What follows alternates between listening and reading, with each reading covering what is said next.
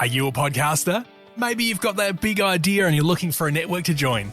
The multi-award-winning Ozcast Network can get your content to eyes and ears all over the world. Join now for the first month free, and you could be featuring this sound at the beginning of your podcast. Ozcast. Simply head to ozcastnetwork.com for details. Okay, so let's dive into something pretty controversial. Yeah. This is the intersection of international sports transgender rights and U.S. visa policies. Oh, wow. We're talking about a leaked State Department memo today. Okay. And the implications for transgender athletes who might want to compete in the U.S. We're basing this deep dive on an exclusive article from The Guardian. Mm-hmm. It's titled, U.S. Visa Ban on Transgender Athletes. Okay. And the really crazy thing is how this ties back to the 2028 Olympics here in L.A. Right. And policies that were put in place by the Trump administration. Yeah, it's really interesting how these things that happened years ago, can still have an impact today. Exactly. Yeah. So this memo is dated February 24th, 2025. Okay. And it basically instructs visa officers to deny visas to transgender athletes. Wow.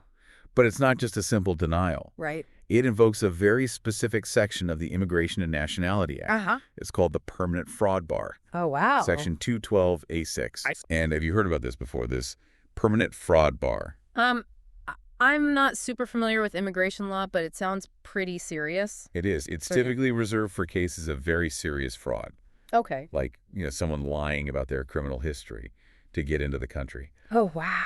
And it carries a lifetime ban from the U.S. A lifetime ban. Yeah, with very, very few exceptions. Wow, that's intense. The memo essentially says that visa officers should be on the lookout for any misrepresentation of sex on visa applications, and that could trigger this permanent ban. That's a pretty big deal. I mean, using something that's usually for, serious criminals to target athletes. It raises a lot of questions, right? Absolutely. Like, is this really about fairness in sports, or is there something else going on here? Yeah. I mean, it definitely seems like it could be discriminatory. To understand the context, we need to go back a little bit. Okay. Back to February of 2025, when President Trump issued that executive order banning transgender athletes from competing in women's sports. Right, I remember that. He even directed Homeland Security to start denying visas to transgender athletes during the 2028 Olympics. Yeah. Which, as we know, will be held in Los Angeles. Right here in L.A. Do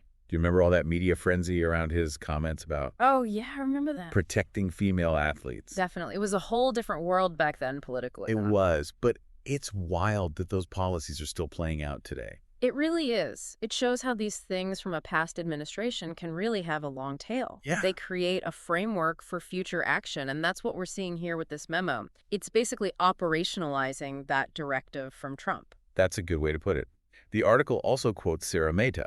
Okay. She's a senior policy counsel at the ACLU, Mm-hmm. and she calls this memo an unprecedented expansion of immigration law being used against transgender people. I can see why she'd say that. She says, quote, "This is not how this provision of immigration law is supposed to be used." Yeah, it's a slippery slope, isn't it? I mean, if you can use a law like this to target one group of people, what's to stop them from targeting other groups? Right.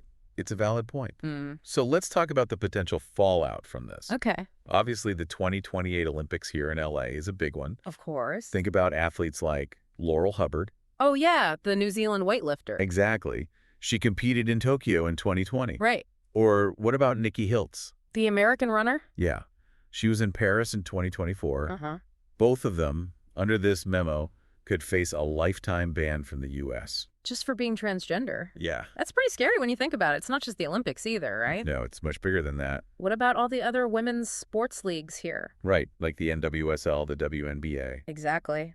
And what about future women's World Cup events that could be hosted here? Exactly. This memo could have a really chilling effect on international participation in all of these events. It would definitely make me think twice about coming to the U.S. to compete. And to make matters even worse, the memo specifically instructs officials to scrutinize birth certificates. Really? Yeah, for anything they consider a discrepancy. Wow. And to flag those cases with a special code SWS25. What does that stand for? Sex withheld for scrutiny. Oh my gosh. They're literally creating a system to track these athletes. It's pretty unsettling, right? It's very Big Brother-ish. And it gets even more complicated because the Bureau of Educational and Cultural Affairs is getting ready to issue even more guidance. There's more. Yeah.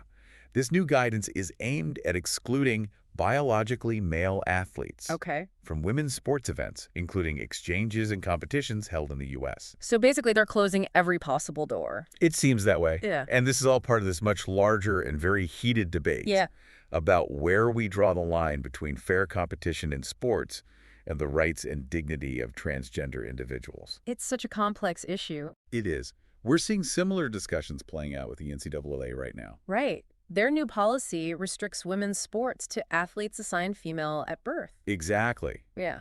This memo and the reactions to it really highlight how society is grappling with these evolving concepts of gender identity. I think you're right. It's a really challenging conversation to have. So to sum up, we have a leaked State Department memo that could effectively bar transgender athletes from competing in the U.S. Right.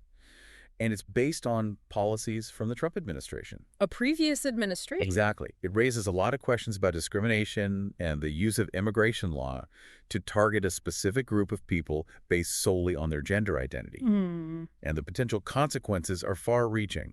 They impact everything from international sports to the lives of individual athletes and even our understanding of fairness and inclusion. It really pushes us to think about how we balance competing interests and values in a world that's changing so rapidly. This deep dive has definitely left me with more questions than answers. What are your thoughts on this? How do we reconcile this desire for fair competition with the fundamental rights of transgender individuals? And what does this memo tell us about these broader societal shifts that we're experiencing? They're tough questions, but I think it's important that we keep asking them. I agree. Thanks for joining me for this deep dive. Of course. Thanks for having me. It's been a really thought-provoking conversation. Yeah, it has. And to everyone listening, we want to hear from you. What are your thoughts on this? How do you think we should be approaching this issue?